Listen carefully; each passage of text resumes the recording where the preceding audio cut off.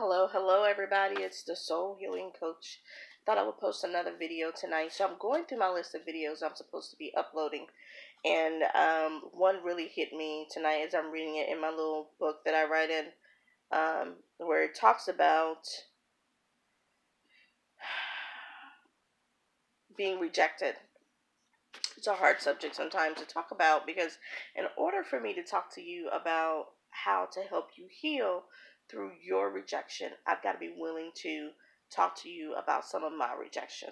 You know, the world has a lot of different things that it throws at us, people, places, relationships that just seem sometimes to just break our soul, break our spirit, in the sense of it makes us feel as if we've been rejected or abandoned in some sense. And when that happens, it causes a soul wound. It causes a wound that goes beyond our mind, our spirit, our body. It hits the very source and the core of our soul.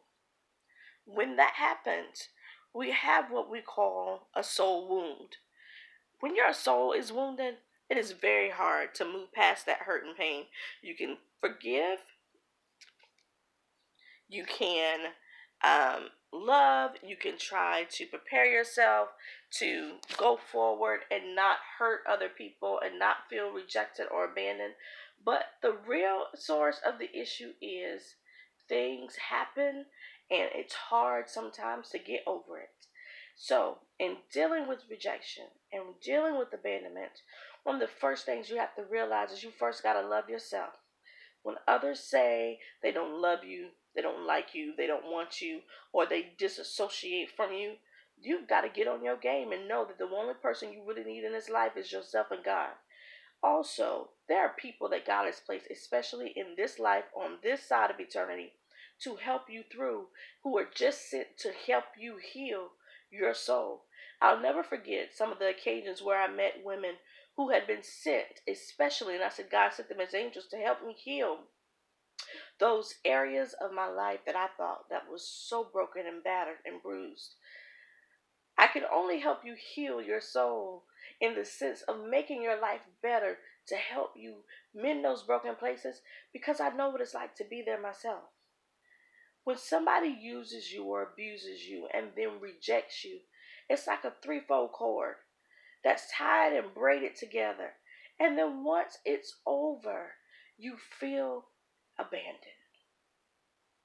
In that moment is what some people believe is their weakest point. I believe the weakest point is when love shows back up, when acceptance shows back up, when there's somebody who wants to fully embrace you and you have the incapacity to show that love or to embrace back. We must know that the person who has hurt us, rejected us, or abandoned us is the one who then has the power if we can't give it to the next person who has done nothing wrong to us. In that sense, it has to be a soul healing in place.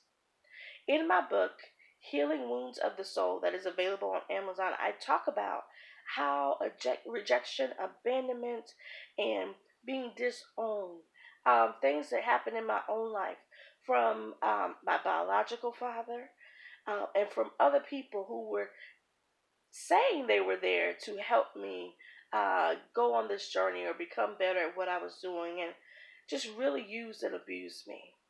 And what I had to learn was that God's will is for me to be the best that I can be and for me to learn to love people even when they've done me wrong. So tonight I pray that as you reach out and understand what it means to be a soul healer, as you read the book Healing Wounds of the Soul, it will help you to grow, to heal those places that are broken and wounded, and to get to a place where you no longer look outside of yourself for healing of your soul. Look outward and then look inward. Because while you're looking outward, God's waiting on you on the inside of you. It's time to heal your soul, beloved. It's time to go on. It's time to move on. It's time to love again. Guess what? It's time to put rejection, abandonment, Those two words can cause a whole lot of hurt. It's time to put those things to rest. It's time to bury them so that love and acceptance can rise in your life. So I pray right now with you that every part of your life that's ever been hurt, every broken, wounded place in your soul, every place that has been nicked at and picked at and dug out and shoveled out, that you are able to replace those things with soulful remindings of who God is and how God can help you heal that place as you search on the inside of yourself and begin to heal your soul with the Word of God, with the laughter of people, with the introduction of new relationships, and that you begin to heal from the inside out. So God bless you. Soul Healing Coach signing off. Love you all. Good night.